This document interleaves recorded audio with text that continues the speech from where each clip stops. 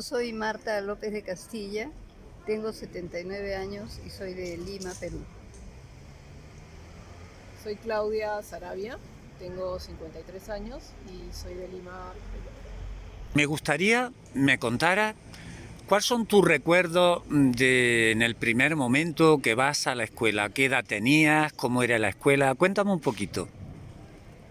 Yo tenía 7 años cumplidos cuando he ido a la escuela.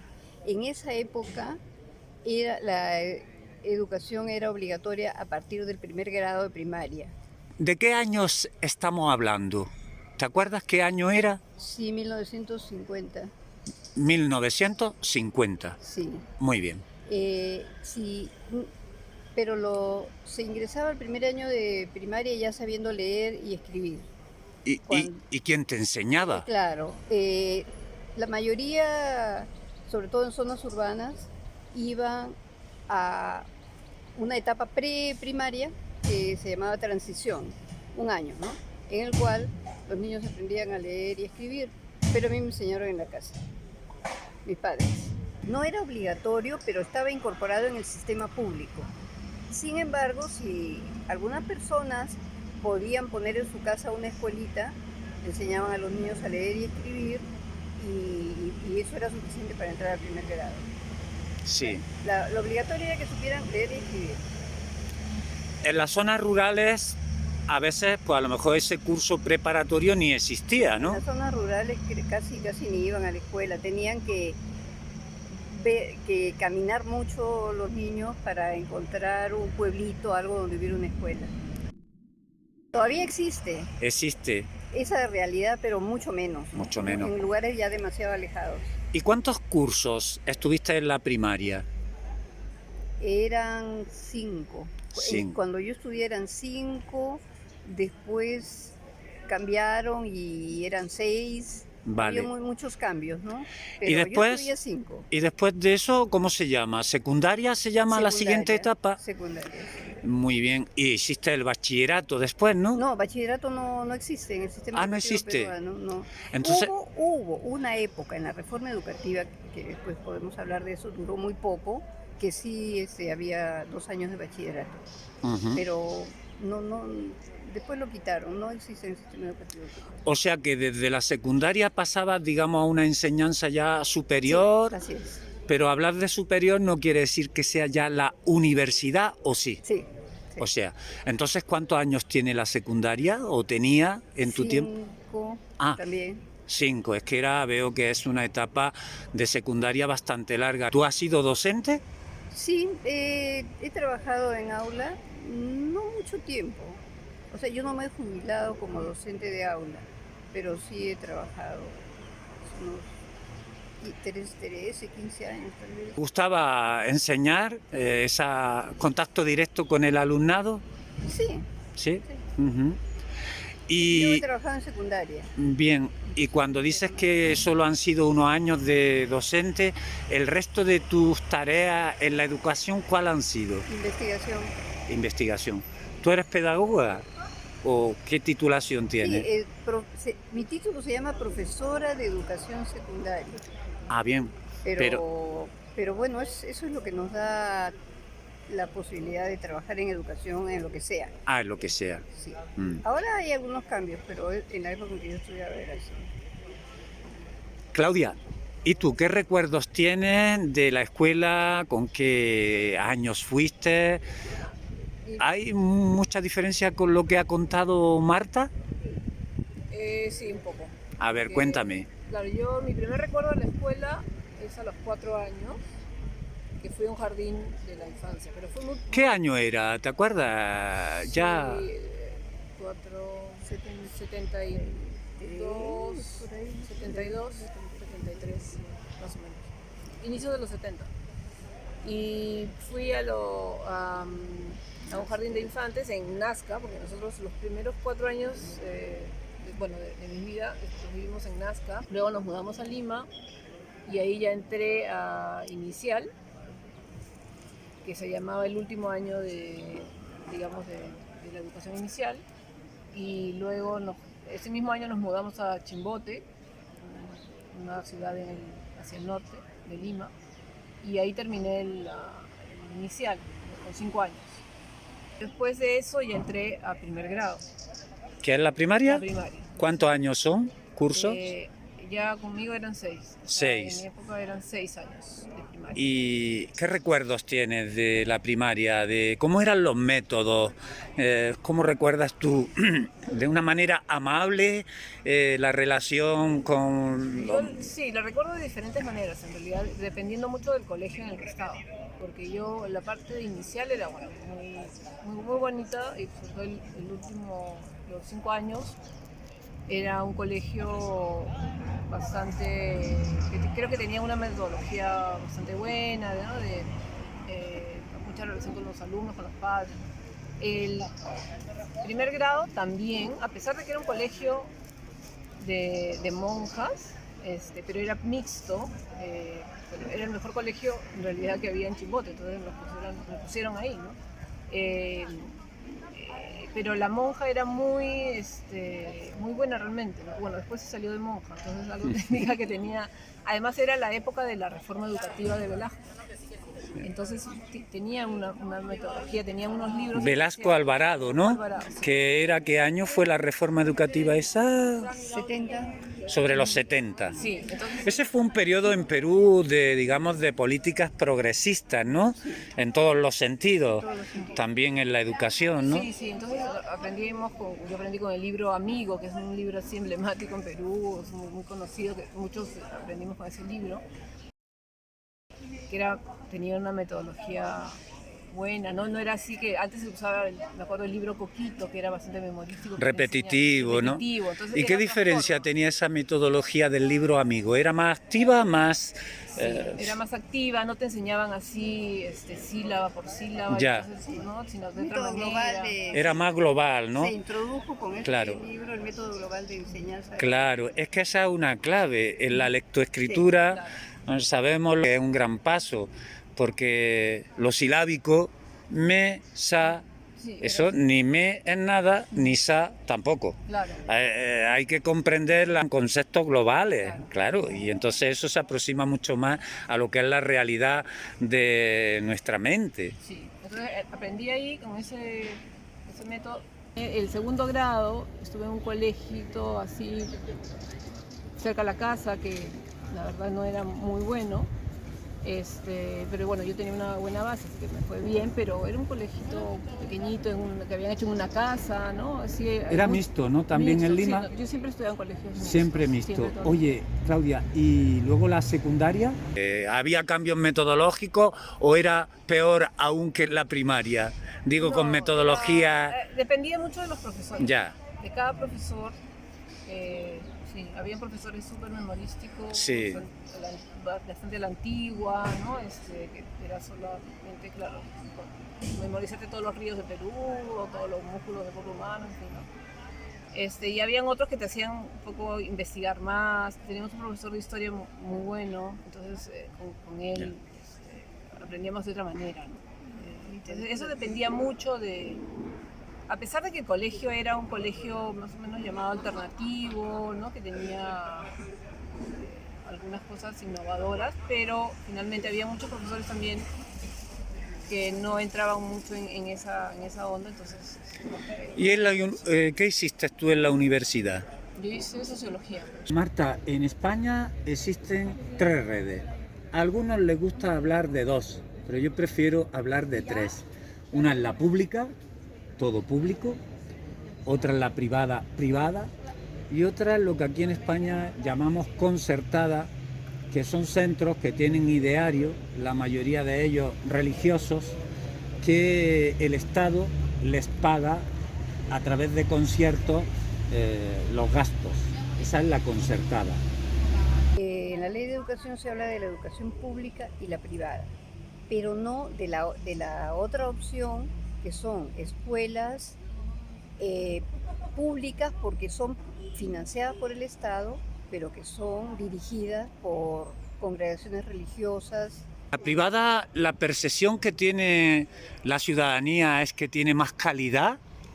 Sí, es la percepción, pero tendríamos que hablar de 2 tipos de educación privada. Hay colegios de muy buena calidad altísima, con muchos recursos y muy caros, y hay colegios privados que son muy inferiores a los públicos, ¿no? Porque hay mucha facilidad para abrir un colegio y no se exige un Ya. mínimo de calidad.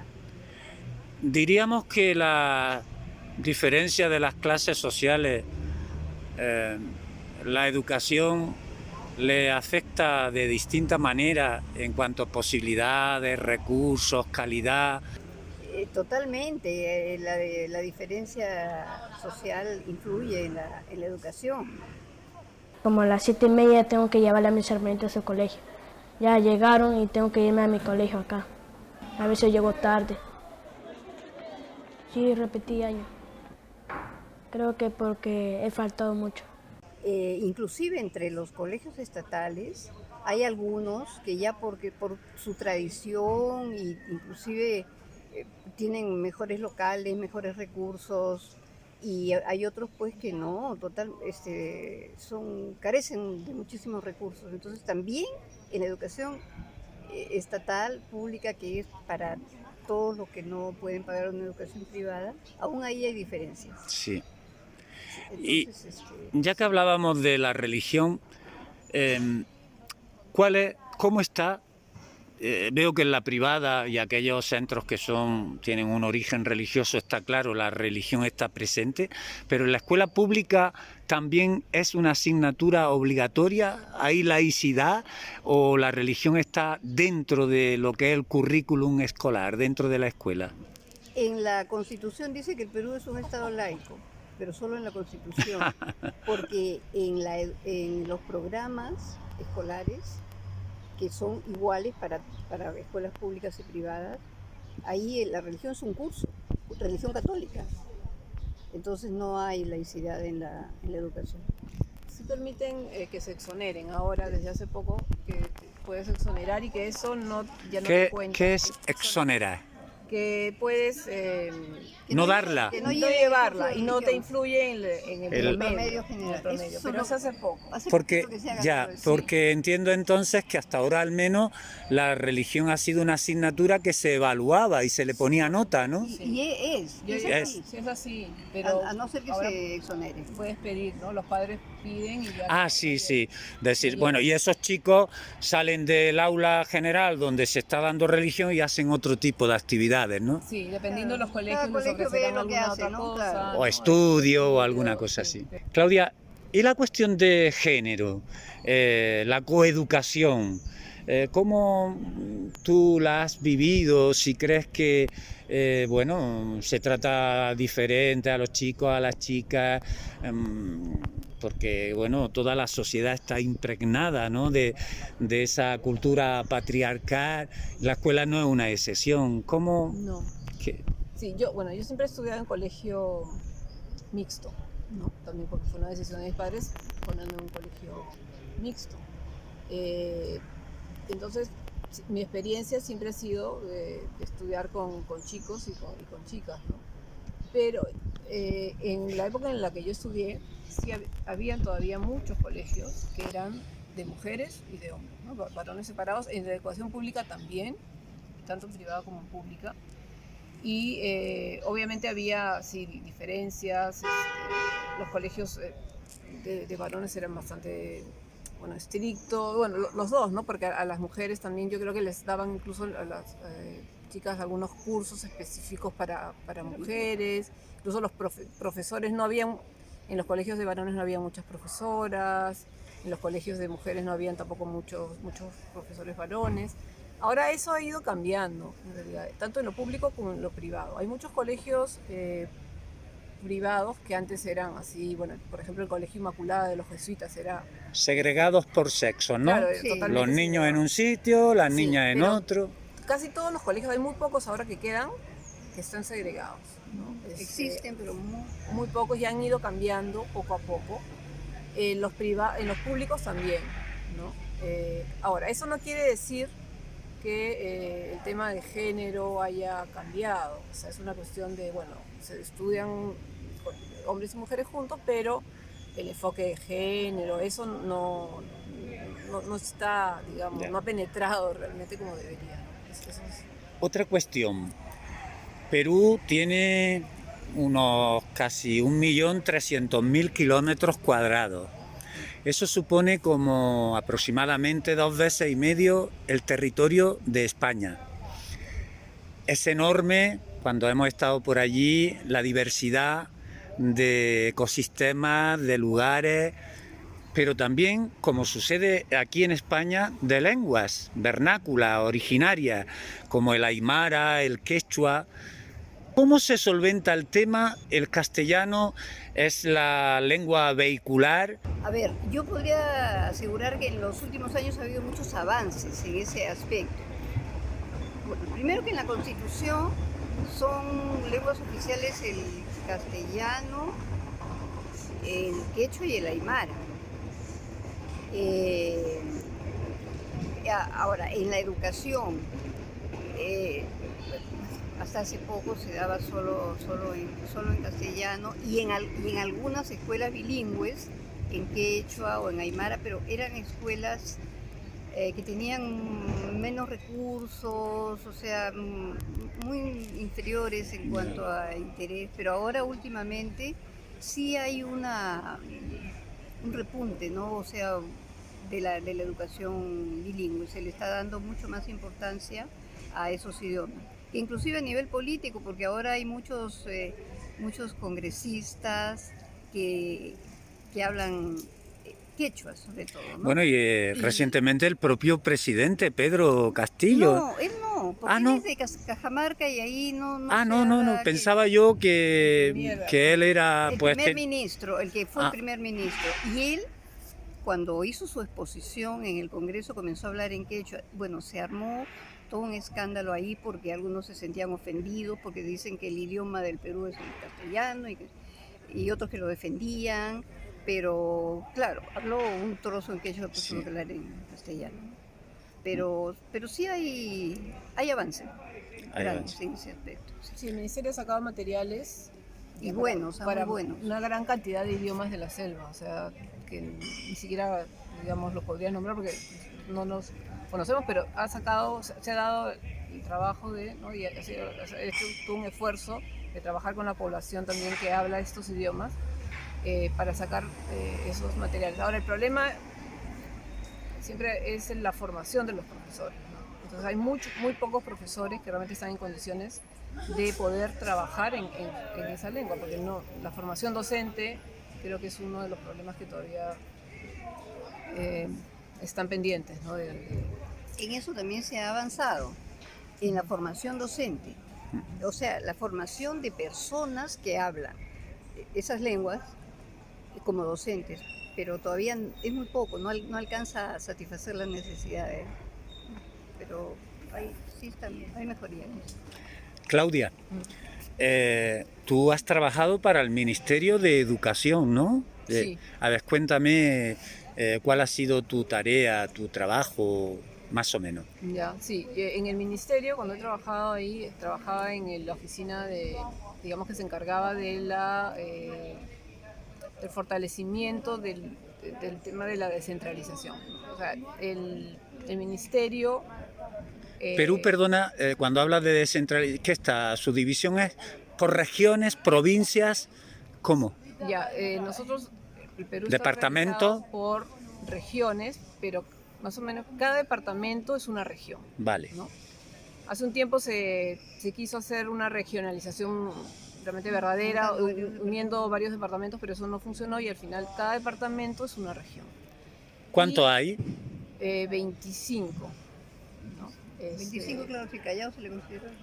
El Callao también es una región. Entonces, tenemos regiones y las regiones se encargan de tanto de salud, de educación, ¿no? El ministerio es el ente rector en educación, de las normas nacionales, pero cada uno de las regiones tiene una dirección regional de educación, el presidente regional nombra al director regional de educación, que es su cargo de confianza, y ellos se tienen que encargar de implementar todas las normas que el ministerio da, ¿no? ¿Y tu tarea cuál era? Mi tarea era trabajar, me encargaba de unas regiones, ¿no? Estuve cambiando de región, y trabajaba, era en el nexo entre el Ministerio de Educación y la región en temas de educación. Tú, al igual que Marta, ¿has dado algún tiempo docencia directa en aulas con chicos? No. Yo no he hecho eso porque claro, no ha sido mi papel, ¿no? Yo he trabajado como socióloga en proyectos de desarrollo antes de empezar en el Ministerio de Educación, y lo que he hecho es trabajar con profesores. Ya. Sí, he hecho talleres con profesores, eso sí. Pero desde un punto de vista pedagógico o más bien organizativo del sistema. Cuestiones. Con los profesores cuando he trabajado con profesores, sobre todo ha sido con los proyectos de desarrollo antes de entrar al Ministerio de Educación. Entonces yo he trabajado temas de salud sexual y reproductiva, el tema de adolescencia. Entonces trabajaba para que los profesores tuviesen una mirada también de salud, ¿no? O sea, y para hacer el nexo entre salud y educación en la escuela también. Entonces, Marta, tú que has dado clase algunos años, ¿cuál es la escuela que tú sueñas, la educación, la buena educación que crees que debería desarrollarse en los centros de todo tipo? ¿Qué características para ti tendría? En la filosofía y la pedagogía de Paulo Freire, de que primero, bueno, que tanto el profesor como el estudiante tienen, o sea, el profesor aprende del estudiante y el estudiante aprende del profesor. El respeto a los alumnos, el de hacer que ellos desarrollen su propio pensamiento, que se relacionen con el entorno, que tengan un pensamiento político también, que tomen posición frente a eso, y bueno, eso como base. Y en cuanto a métodos, yo pienso que hay cualquier método, ¿no? O sea, el que sea necesario, importante para cada momento, ¿no? Para cada tema. Y yo creo que el profesor tiene que tener mucha formación y mucho criterio para poder utilizar los recursos, los métodos y los materiales que sean importantes y necesarios en cada caso. Y en ese sentido sí a veces hay algún problema porque se tiende, por lo menos un poco desde la educación oficial, ¿no? a darle al profesor todo ya masticado. Te voy a dar dos opciones y tú me vas a decir sí o no. ¿Enseñanza activa o no? Sí. ¿Con creatividad, sí o no? Sí, creatividad. ¿Investigación del entorno, del medio, con método científico? Sí. Sí. ¿Democracia en el aula? Total. ¿Darle la palabra a los niños y a las niñas? Ah, por supuesto. Sí. ¿Te parece que la educación tiene que tener esa entidad ética, moral, para crear una ciudadanía libre y con criterio? Sí, eso es básico. Es básico. Sí. Pues creo, Marta, que tú piensas lo mismo, Claudia, en estos conceptos. Sí, totalmente. Esto es lo que intentamos aquí en España hacer algunos profesores que nos organizamos en movimientos de renovación pedagógica y que llevamos también mucho tiempo luchando porque entendemos que la educación es clave para crear conciencia social y a partir de ahí la mejora de las condiciones, ¿no?, de progreso. En fin, os quiero agradecer esta entrevista. Es una visión de dos mujeres de Perú y os diré que cuando antes hemos hablado de tiempos pasados, no hay tanta diferencia cuando hablábamos de los años 50, de la cuestión de género, de la religión en la escuela, de las tres redes que prácticamente también tenéis allí, pública, concertada, privada, y me alegro que coincidamos en esta visión de una escuela que genere libertad en las personas. A mí me gusta decir que quiero una escuela que sea útil para la vida social de las personas, pero también que les produzca felicidad. De ahí que añadamos a esto el cuidado de los sentimientos y las emociones dentro del aula. ¿Qué os parece esto último? Sí, claro, eso es bien importante y eso también está justamente en Paulo Freire, y tiene un trozo muy bonito, un texto que no lo tengo todo en la cabeza, pero que él habla de que una escuela es buena cuando el niño va contento a la escuela y cuando se siente feliz ahí. Sí, eso me parece muy importante también. Y justo pensaba, porque he estado leyendo también mucho sobre el tema de lo que ha hecho la pandemia ahora, que bueno, en Perú todavía no es presencial, llevamos casi 2 años ya con esta educación online, y que les está quitando a los chicos toda esa interacción, ¿no? El poder jugar con sus amigos, el verlos, el poder estar, y también con el profesor, ¿no? Entonces yo creo que ahora realmente está dañando un poco su salud mental, ¿no? Y su desarrollo integral. Entonces creo que en Perú por lo menos es un tema que está pendiente, y que acá, bueno, ustedes ya han avanzado un poco en eso, y la educación presencial hace bastante tiempo. Pues muy bien, muchas gracias. Gracias, Soledad.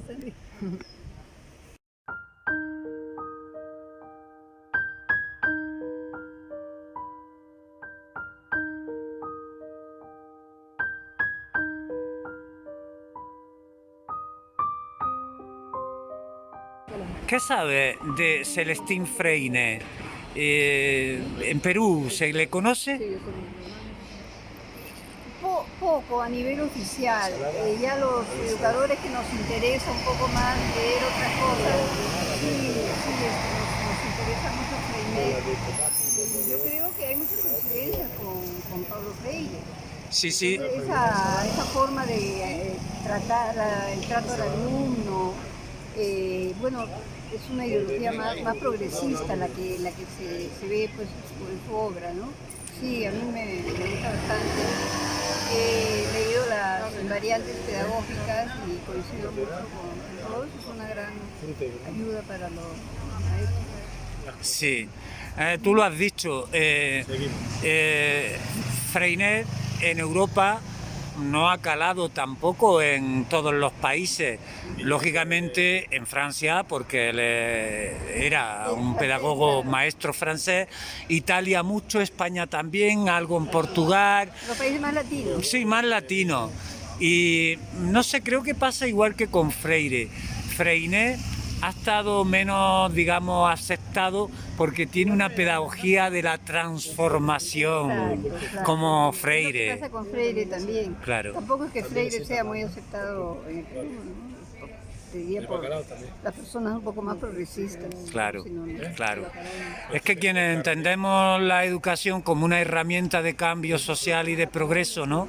Claro, por eso Freire, Freinet, y hay otros pedagogos que, aunque sean de una pedagogía activa, constructivista, pero encajan muy bien en el mundo liberal, de la economía de mercado, cambia lo que es la técnica, pero no la filosofía de la educación. Sí, claro, es un gran aporte, ¿no? Bueno, de general de los constructivistas, pero como tú dices, la parte técnica, ¿no? Técnica. No tanto la filosofía. Así es. Muy bien, estamos bastante de acuerdo.